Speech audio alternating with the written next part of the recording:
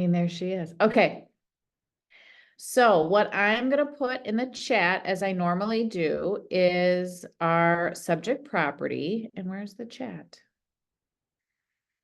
Chat. And thanks to Ashley, we're going to do something a little bit different today. We still have an offer, but what we're really going to focus on is addendum AC and that appraisal gap and the escalation clause. So let me know if you have any issues getting access to what I just put into the chat. But I'm going to share my screen. And what stinks is I'm not going to be able to see you guys. Oh yeah, I can. Okay. Can you guys see my screen okay? I'm sharing a Google Doc. Yeah. Okay, and then were you able to get the PDF in the chat? Yes. Okay, so what we've got here, we've got a listing here in Glendale, and I'll open up MLS. So lo and behold, here's what we got. We've got 6100 North Apple Blossom Lane in Glendale. This has been on the market for a little bit over a week, and it's a 3-bed, 2-bath house, just shy of 1,400 square feet above ground. Here are all the dimensions and all that jazz. But if we take a quick look at the remarks, it talks about it's picture perfect. There's some charm, maybe a nice floor plan. But what I always do when I look is just to see like, okay, what's going on with showing information? What's going on with private remarks? There's none in here. But then what do we have with inclusions and exclusions? And then also a quick look to see, is this seller offering the buyer's agent commission? So when all is said and done, we've got a 3-bed, 2-bath house, asking price is $329,900. And what I want to do is go back then to this offer document. And I've done things a little bit differently this time. I've actually put together already the offer and addendum A. So we'll go through it together and I'll send it to everybody after this. So you have a PDF that you can use for reference. But like I said, what I want to focus on today is really getting into the addendum AC, 2 of the sections, appraisal gap and escalation clause. So our buyers, the Does, they're back again. They're back and better than ever. John and Jane, they signed a buyer agency with us back on July 1st. They want everything that's offered from an inclusion perspective in MLS. They're willing to give a little bit more. This is actually a lot more. I think this actually might have just come down on price. Hold on a second. Did they make a price change? No. Okay. They're willing to offer 342.6. So this probably would mean that your buyers are in competition, right?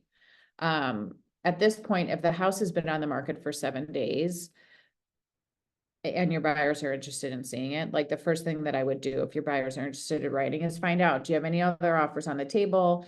If yes, then you know you might need to be a little bit more competitive, but this is just a random number that I picked out of the out of the blue.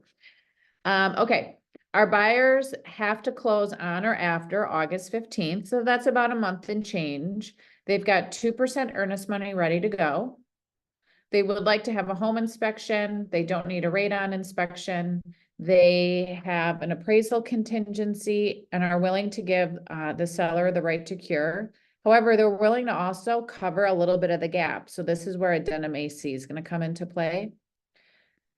They are financed and they're pre-approved for up to $375,000 with Cream City. They have 15% down. We're going to use an interest rate of 7.25%. And this time around, they do want to have an escalation clause. And even though they're offering 342.6, they're willing to go up to $350,000 if they find out, or if there's another offer that's higher than that 342.6. Okay. So what I'm going to do is open up zip forms. Can you guys see my zip forms okay? And you're going to have to say yes because I can't see. It looks good. Okay. So because I want to spend the majority of our time on addendum AC, I've already done the offer to purchase here. And again, I'll send this to you guys afterwards, so you can use it as a double check. But here we go. So our granddaddy document, the offer, we're drafting it today on July 9th. Because they signed the buyer agency with us earlier in the month, we are the buyer's agent, so I crossed off agent of seller and listing firm. The buyer's names go on line 3. Here's the address. It's in the city of Glendale in the county of Milwaukee. And everyone knows how to find that on MLS, right? Right. Yes. Yes. Great. Okay, purchase price. Again, this is just kind of an arbitrary number that I threw out there, but we're gonna offer 342,600. Included in that purchase price, we know that our buyers want everything that was included in MLS. So literally what I just did here was I went to MLS. I copied everything from MLS and I just pasted it in the document. If, of course, there was anything else that your buyers wanted, or if they didn't want the built-in shelves in the basement, you would exclude that from inclusions and you would add it to this section here, which would not be included in the purchase price. But for our practice today, it's just the seller's personal property. The section here outlines and reminds folks what a fixture might be. Good, how are you? Sorry. Have a great day. Come on, Ben. Okay, binding acceptance. We are gonna give them until end of day tomorrow, July 10th, to review, to get back to us with an acceptance or possibly a rejection. Our closing date, we know that our buyer said they have to close on or before or on or after August 15th. So I just put August 15th, and it's going to be, closing will take place at a place selected by the buyer. So I just struck through at a place selected by a seller since that's redundant. So moving on, good news, I added the full address to the top of page 2. So again, we want to make sure that at the top of every page, the address carries through. Our earnest money, we know that our buyers had 2% of earnest money ready to go. So I'm just going to double check my math here. But 2% of $342,600 is $6,852. And our buyers are promising to deliver that earnest money within 5 days after acceptance. And the money, the earnest money will be held and delivered to the listing firm. Again, if there were special instructions as to where the earnest money needed to be delivered to, maybe it might be a title company, or maybe usually if it's not a listing firm, it's the title company. If you don't know or you aren't sure, it's totally okay to ask the listing agent just to confirm. Again, this section down here underneath the earnest money talks about what happens if earnest money has to be returned or dispersed in the event the offer does not come to fruition, get to closing. So make sure you familiarize yourself with this. The next section that we need to make sure we're cognizant of is the real estate condition report. So the sellers have in fact provided a condition report. And again, you can find that back in MLS under documents. And if I hit seller condition, what we need to find out here is what date was the condition report signed on. So it looks like June 28th. Let's just make sure that June 28th is also down here. June 28th, perfect. So I would actually download this document onto my computer because at some point I'm going to have to upload it into zip forms and then DocuSign to get the buyers to sign it. But let's just go back here to our offer practice. And I've put here the date of the condition report. So June 28th, 2024. Moving down into page 3, This is a great page because you really don't have to do anything or modify it, as it has a lot of definitions pertaining to what might come up on a condition report, or what sellers need to be cognizant of on their condition report as they're filling it out. But then the next page, page 4, is where we get into some of the contingencies. And the first one, of course, is the home inspection contingency. So we know that our buyers do in fact want to have a home inspection. So I checked the box here on line 193 indicating such. And we're going to have this contingency due within 10 days. Does everybody know what has to happen within those 10 days?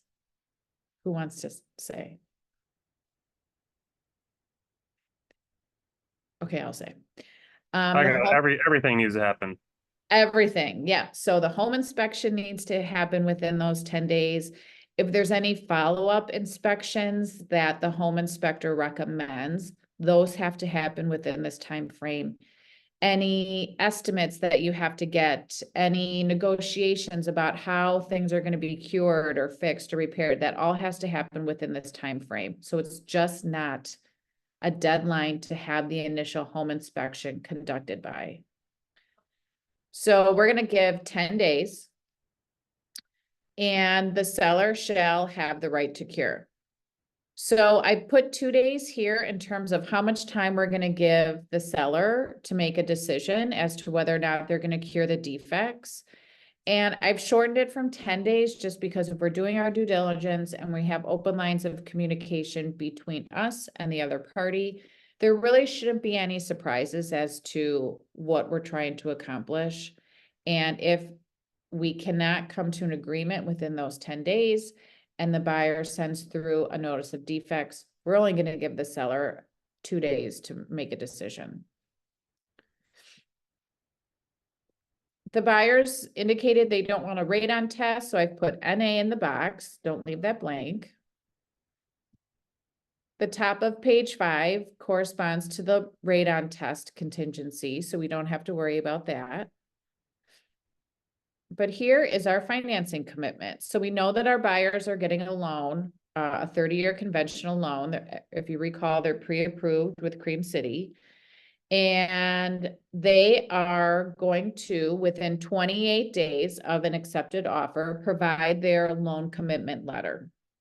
So if 28 days is actually might be even a little bit slow now, a lot of lenders can get things done in like 2 weeks, but it all depends on how quickly the buyer can provide any additional information that the lender might need in order to finalize the loan.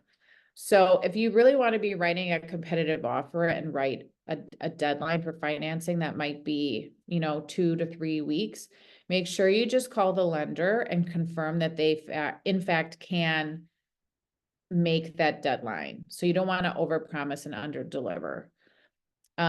So for us, we know Cream City can get that done fast. We've just put 28 days. And the financing for this loan shall be in an amount of not less than $291,210. Who can tell me what this amount of money in line 251 represents? It's the total of the house minus the down payment. Correct. So this is actually their loan amount. Yep. So I'm just going to double check. So does everybody have the best mortgage calculator and all the land uploaded onto their phone? Carl's? I sure hope so. Because he's the bomb. Okay. So we know from our little cheat sheet that our buyers have 15% to put down. And we're offering $342,000 or $600,000. So 15% down payment is $51,390. We subtract that from our offer price to get the $291,210. So again, it's the purchase price minus the down payment, like Ashley said. In line 251, we have to also indicate how long the loan term is for and how long it will be amortized. And because we have a 30-year conventional loan, it's going to be for a term of 30 years and it'll be amortized over 30 years. If you had a 15-year loan, this would be 15 and 15. Then our initial monthly payments of principal and interest shall not exceed 1986.57. So this is our loan amortized over 30 years, and I've used an interest rate of 7.25. I want to make sure everybody, if you're doing it in Carl's mortgage calculator or whatever mortgage calculator you're using, I want to make sure everybody gets that amount. Is everybody okay with that amount?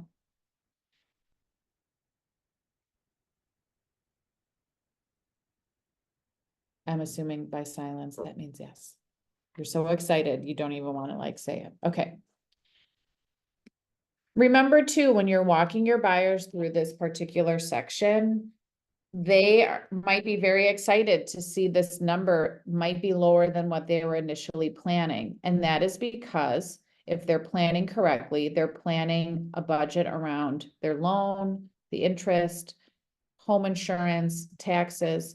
This number here just represents the initial monthly payments of principal and interest, and it's not going to exceed this amount. So the buyer also acknowledges that the lender might require monthly payments that could also include a 1/12 of the estimated net annual taxes, hazard insurance, PMI, all that jazz. So again, this is just the amount of their principal plus interest that they will be responsible for every month. Then, in terms of our type of interest rate, we have a fixed rate, right? So we have a 30-year conventional loan. We are going to be charged the same interest rate for the duration of the loan, unless you get refinanced. But our annual interest rate shall not exceed 7.25. Now, what you might want to do too is just call the lender to see where their rates are coming in at, and maybe give yourself a little bit of a buffer, be conservative. But for our practice today, we're just going to use 7.25. But I think a lot of rates right now are like at like 6.5 or like 6.7. So this is a nice conservative number. The next section that we have to fill out is seller financing. The seller is not going to be helping us finance the transaction, so we put not applicable. This section would be if the offer was not contingent on financing, so a cash offer, so we're leaving that blank. We do have an appraisal contingency, and we know that our buyers would like to give the seller the right to cure, but they're also going to have an appraisal gap. So what we don't have to fill out yet is that appraisal gap component. That will be in an additional document.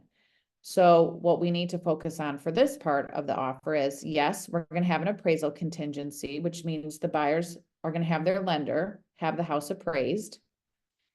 If the property comes in, less than the purchase price, we are going to give the seller the right to cure to determine whether or not they want to adjust the purchase price.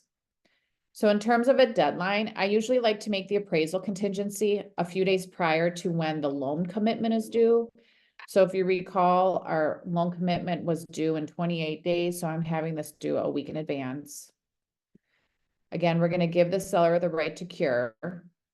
And if we do end up negotiating with the seller to come down on the purchase price because it did not appraise, we're giving the seller 2 days to make a decision.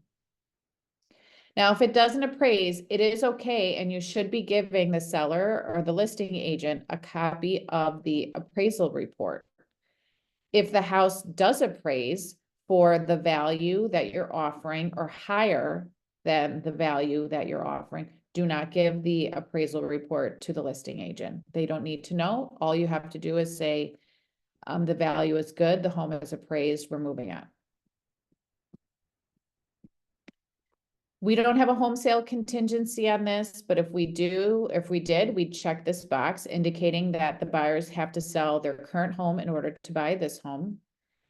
And the bump clause usually accompanies the home sale contingency.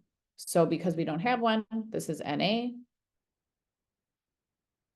This also is not a secondary offer. So we are going and we're writing this offer as if we are the primary offer.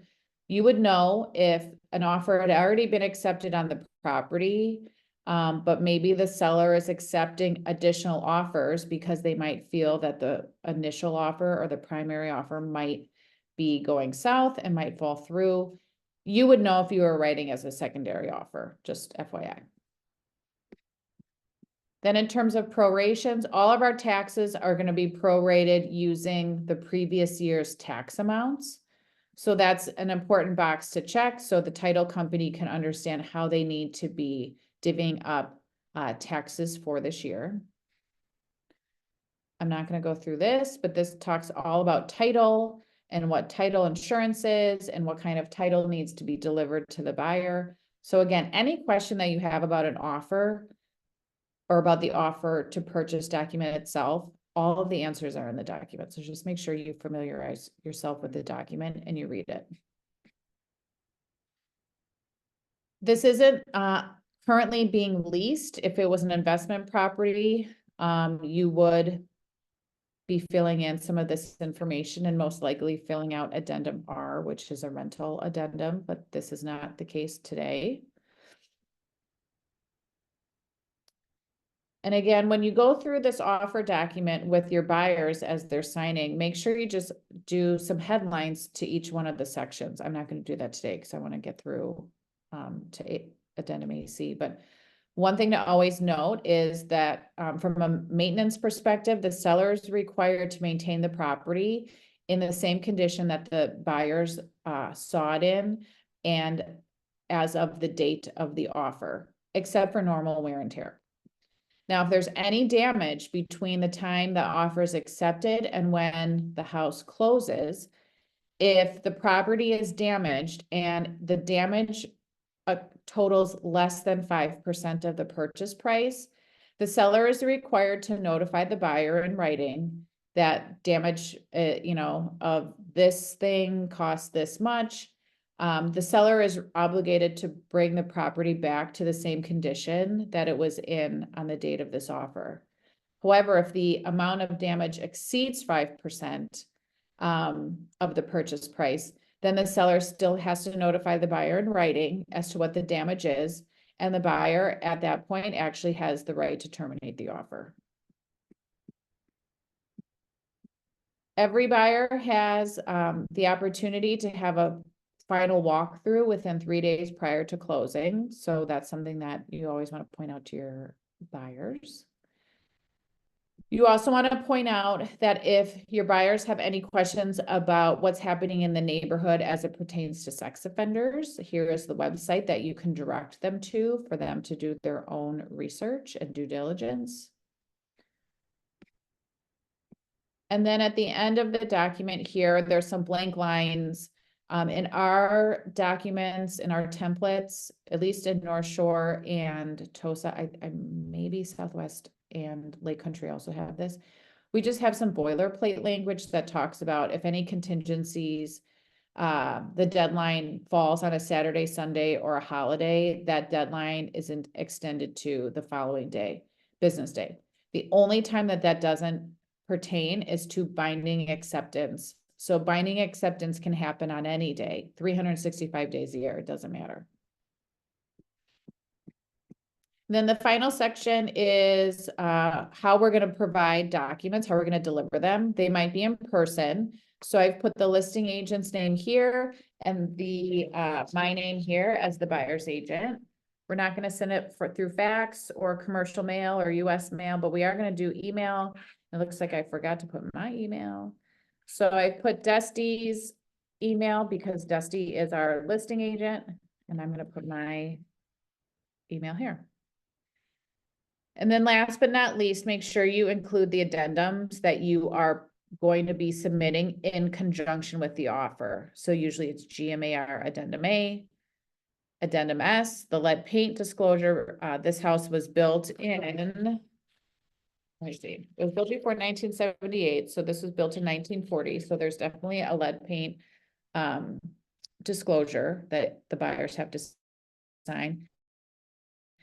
And then we're also gonna be including GMAR addendum AC, because we know that our buyers wanna have an appraisal gap, and then they also wanna use an escalation clause. So I'm just gonna hit save, and I'm gonna go right into, I'm gonna skip addendum A because I wanna get right into addendum AC. I'll send all of this to you guys again as a PDF afterwards, so you can reference it. But I'm gonna pull up addendum AC. How many people have had to use addendum AC, just out of curiosity? Okay, great. This will be good practice. Just Okay, for these, yeah, you have? not in real life, just for these practice practice, ones. okay. Yeah. So addendum AC is actually very, very helpful because it has standardized language across all brokerages as it pertains to 3 different topics: an inspection contingency, the appraisal gap, and the escalation clause. Prior to this document, every brokerage pretty much had their own version of this, and it became just kind of messy and complicated and confusing. So addendum AC, we're using it today. We're not going to include an inspection contingency, but I'll talk about that in a second. But we are going to be including the appraisal gap and an escalation clause. So real quick, the inspection contingency means that if your buyers are having a home inspection and they might have a little bit of money that they could use to repair any of the issues that have been identified in the home inspection, this is where you would indicate such, right? So I'm going to read it kind of line by line. The buyer agrees not to submit any notice of defects or submit an amendment for repairs, replacement, credit, or price reduction under the inspection contingency in the offer, unless the cumulative estimated cost to repair these defects exceeds blank, if the seller has the right to cure. So let's say your buyers say, you know what, buyer's agent, we have $2,000 that we can use to make any repairs and fixes after closing on items found in the home inspection. So we would put $2,000 here, which would mean Mr. and Mrs. Seller, we are not going to ask for any type of repair, replacement. We're not going to ask for a credit, a price reduction for anything less than $2,000. This is an attractive component to an offer for a seller because this shows that the buyers, and this is where inspections can sometimes get a little nasty, buyers might try to nickel and dime sellers for a variety of little things that appear on a home inspection report. And if anyone has seen a home inspection report, if it's your own or as part of PC, or you've just got your hands on a home inspection report, you will know that those can be a little bit overwhelming because the home inspector discloses everything from defects to deferred maintenance to, things that might be at their end of life. So when a buyer gets a home inspection report, there's all these pages that are a part of it, and the buyer's going to think like the house is falling down, but it's not. So this is becoming a little bit more attractive to a seller when a buyer has a home inspection, because they know that that buyer, even though they're having an inspection, they're not going to come to them for anything less than $2,000. Okay. But say the roof needs to be replaced and that roof estimate is $15,000. So if the buyer delivers a notice of defects, the seller's election to cure, to fix something, only applies to the balance for which the cumulative cost to repair or replace exceeds the amount on line 10. So for our example, our buyer, and again, we're not putting this in our offer, but we'll just go back to the $2,000 number that I was kind of talking about a minute ago. if our buyers have $2,000 and the roof costs $15,000 to repair, what's the difference? $13,000, right? So that is going to be the amount of money that you are going to be negotiating between the two parties to determine if it's going to be repaired, replaced, or perhaps a reduction in price, right? In addition to this section, you can also indicate whether or not you will allow the seller to also get estimates by an independent party. So you as the buyer, you're going to be going out and you're going to be getting estimates. This, if you check the box, indicates you're okay too with the seller getting estimates from their companies as well. And in my opinion, I don't think that's a bad box to check. If I'm a buyer, sure, Mr. or Mrs. Seller will give you the right as well to get estimates on your behalf as well. So at the end of the day, both parties have to share their estimates. And if there are estimates that differ, so if the seller delivers such an estimate and the estimates differ from the buyer's estimates for the same items or costs, the parties agree that they will average. Make sense? Cool. Then if you check this box, this automatically will extend the home inspection contingency deadline by blank number of days. And this is a great box to check because if you check the box and say, we might need to extend our deadline in order to get follow-up inspections or in order to get estimates from additional third parties, checking this box and indicating how many days, 5 is the boilerplate, 5 is the standard, it'll automatically extend that deadline. So if you check this box to include this contingency, make sure that you put the dollar amount that your buyers are willing to cover on their own in terms of any repairs. But then in order to make the offer a little bit more attractive to the seller, then you most likely will check this box to allow them to get estimates as well. And then this kind of protects both of you if you need a little bit more time in order to satisfy the contingency, you could check that box. Okay, then the second component to this offer or to this addendum is the appraisal gap. And this is becoming a little bit more common, especially when buyers are offering over asking price. What sellers have quickly realized is buyers can offer as much as they want over asking. However, if the house does not appraise to that value, buyers in a balanced, normal market would go back to the seller and try to negotiate that price down in order to meet the appraised value. That's important because a buyer's lender will most likely not be able to give them a loan for a home that appraises less than what they're asking or what they're offering. A lender is going to tell the buyer, the house isn't worth what you're offering. We can't give you a loan for that amount of money. So what the appraisal gap does is if the buyer has some extra money, has some extra cash to help offset the difference between what you're offering and what it appraises at, you check the box, meaning the buyer has some additional funds in order to cover a portion of that appraisal gap. So for us, in our example, our buyers said, yes, we want to have the appraisal contingency checked.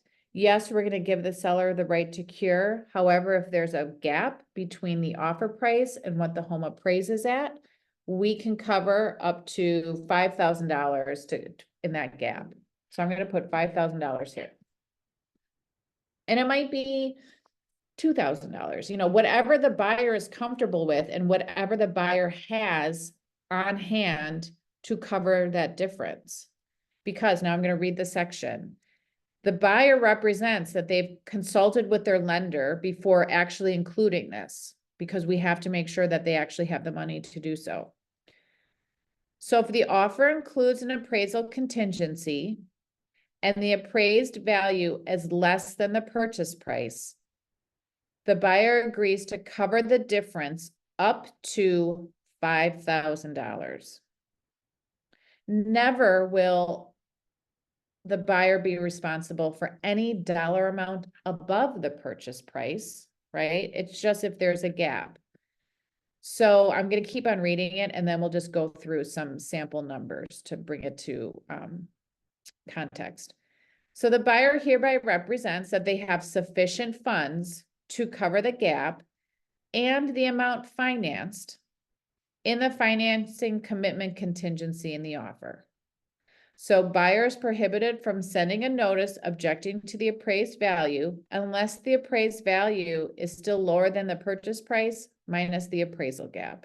Okay, so this is kind of a mouthful. So let's say our house, we're offering $342,600. Say the lender's appraiser comes in and says the house appraised at $340,000. What is our gap? What's the difference? 2,600. $2,600, right? Okay, so the buyer in this scenario has indicated we have up to $5,000 to cover any difference, right? So the seller knows in that example, we've offered 342.6. The house is appraised at 340. However, the buyers had $5,000, up to $5,000 to cover the difference. The purchase price is going to remain then the same at $342,600 because the buyer at closing will bring that amount of money, the difference of $2,600 in cash to closing to make up the difference. So there is no need to adjust the purchase price. Now, let's say in our example, we're offering 342.6 and the house appraises at $335,000. So what's our difference? So 342.6 minus 335,000. So we've got $12,600. That's the gap between what we offered and what the home is worth. In that example, the buyer still agrees to cover up to $5,000. So when we apply that gap coverage, what is the new price, kind of offer price that we would then be asking the seller to approve and to reduce the price to?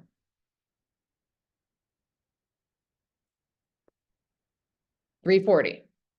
So again, we originally offered $342,600. The home appraised at $335,000. So we had a $12,600 gap. However, we take the appraised value plus the appraisal gap that the buyer is willing to cover. So we take $335,000 plus the $5,000 gap, and that gets us to $340,000. That's what we're really working with now. And if that's the case, we still have a difference, right? We're at 340, but we originally offered 342.6. So this is where we go back to the seller and negotiate an adjustment in the offer price because we've exceeded the gap and the home just hasn't appraised for that amount of money. Is everyone tracking? Okay, I hope so. I can't see it. Okay. Sort of. Okay, So far. cool. So far. Okay. Now, again, if the home doesn't appraise at an amount equal to or above what we offered, if it comes in less, then we give that appraisal report to the listing agent, so they're aware. If it appraises more or higher than what we offered, we don't give it to them. We just say the value is good. We're moving into financing to solidify our loan commitment. No negotiations needed. Okay. I'm gonna move into the escalation clause because we know that in our example, our buyers, while they're offering 342,600, they're willing to go up to $350,000 if another offer comes in higher than our original amount of 342,600. So this is where we use the escalation clause. So let's read it. If a seller accepts this offer and receives one or more additional bona fide offers, so a legit offer, to purchase the property with terms that are acceptable to the seller, no later than blank date. Usually this date is like the date that you're giving for binding acceptance. So a seller would have to have received another offer or offers prior to this date that result in net proceeds of the sale. So that's how much money they're going to take away after purchase price minus any expenses and mortgages. So which results in a net proceeds of sale payable to the seller equal to or greater than the net proceeds of the sale payable to the seller under this offer. So in a nutshell, this just means if a seller has received an offer and the offer amount is higher than ours, and therefore the seller would be making more money with the higher offer, we are then going to increase the purchase price of this offer to an amount which generates net proceeds of sale to seller blank in excess of the highest. I mean, this is like such a mouthful, right? I'm even struggling to read it line by line. So this is where you would put the increments. So if you're willing, and I'm just kind of going to jump to the chase here. The purchase price of this offer shall not exceed $350,000. We know that that is our buyer's maximum amount. If the escalation clause, if the seller gets another offer that's higher than ours, that's fine. We're willing to go up to 350, but that's our absolute maximum. But what we have to be able to tell the seller is how much more are we willing to go in increments up to that maximum exceeded amount of $350,000. So this is kind of like the increments that you're willing to go up in. So we're offering 342.6.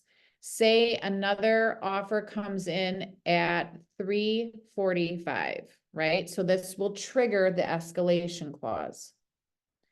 We need to be able to tell the seller how much more are we willing to go up in increments, but our max is going to be 350. So usually like this is anywhere between like $1,000 increments to like $10,000 increments. I would probably in this scenario, if we're already offering 342.6 and our maximum is 350, I'd probably do a $5,000 increment. So this means we will exceed that other offer that the seller has received. We will increase our offer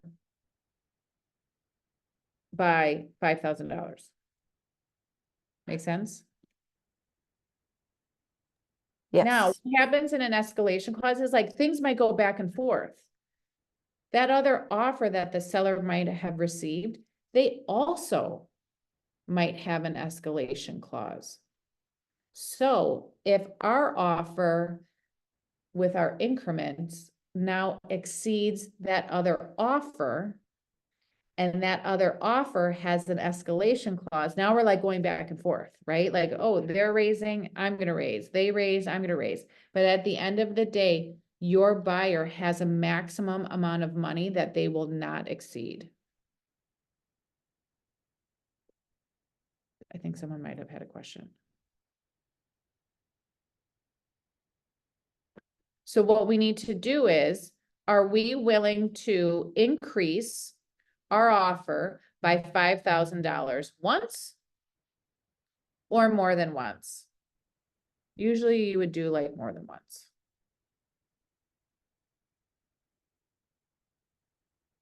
Does that make sense?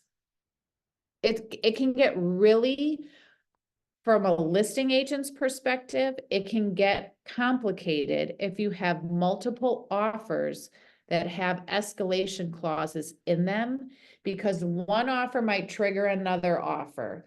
That other offer might also have an escalation clause, so then they go back and forth. There might be like 5 offers that have escalation clauses. Some listing agents don't like this because it can get complicated. However, if your buyer knows that they're in competition and they are willing to go up to a higher amount of money if somebody else comes in higher right out of the gate, this is another way to make your buyer's offer more attractive to the seller. So if you were to click more than once on this, since it was the 342 and then it goes up to 347, Yep. if they did another 5, that would put them over their 350. And it would just go up to 350. It'd go up to 350. Yeah. Okay. You never will exceed that maximum amount. Okay, cool. Mhm. Now, a seller has to provide proof that there was in fact another offer, and I'm just going to put this date. So again, I usually put the date of binding acceptance. So a seller has to get an offer before this date in order for an escalation clause to be triggered. But a seller has to be able to show the buyer proof that there was in fact an offer that was received that triggered the escalation clause. So a seller just can't say, hey, let's just tell them that we got another offer and let's use the escalation clause. They can't do that. So if the purchase price of this offer is increased based on one or more offers, so again, if we're using the escalation clause, the seller shall no later than blank days, 2 days if you leave it blank, after receipt of that other offer, they have to submit to the buyer a signed amendment to our offer indicating that the price had been adjusted, right? So now, yes, we had to use the escalation clause, and here's at the end of the day, once the escalation clause was enacted, our new purchase price is $350. The seller has to send to the buyer an amendment reflecting that adjustment in the purchase price. And the seller has to provide a copy of that other offer that triggered or that were the basis for the increase in the purchase price. Does that make sense? So how does the seller send that offer? This is where it's really interesting too. The seller or their attorney shall send that other offer directly to the buyer themselves. The agent, the buyer's agent does not ever receive that other offer that proves that the escalation clause was enacted. So seller sends directly to the buyer a copy of that other offer that was used to trigger the escalation, and the seller or their attorney sends that other offer to the buyer at this email address. In addition to an amendment, right? So the buyer is going to receive a copy of the offer, the other offer that was used to trigger the escalation clause. And then the buyer is also going to receive an amendment already signed by the seller that indicates the purchase price is increasing to blank. The buyer then agrees to accept that amendment and deliver it back to the seller, right? An amendment has to be signed by both parties in order for it to be fully executed and legitimate. So the buyer agrees to accept the amendment and deliver it back to the seller according to the terms in this offer and by the deadline. So an amendment will have a deadline. So the buyer is indicating, I will sign that amendment and I will get it back to the seller within the deadline that was given to me on that amendment. And this talks about how there's a code from the real estate, I forgot what REIB is. It's like Real Estate Examiners Board. It prohibits a licensed real estate agent from disclosing any terms of one prospective buyer's offer to purchase or an exchange agreement or an option contract proposal to any other prospective buyer to any person with the intent that this information be disclosed to any other prospective buyer. So that's why the seller has to send that other offer directly to the buyer. We are not allowed to see any terms from that other offer. So if your buyer submits this as part of the offer, your buyer initials it, and then if the seller accepts the offer, and the corresponding addendums, they will also sign or initial this as well. So this can be like a lot. Read it through several times, but at the end of the day, this addendum has made life a little bit easier for all of us because it has standardized some language. And some of these items found within addendum AC are becoming much more common in a competitive market because it might make a buyer's offer more attractive to the seller. Okay, I'm going to stop sharing. Does anybody have questions?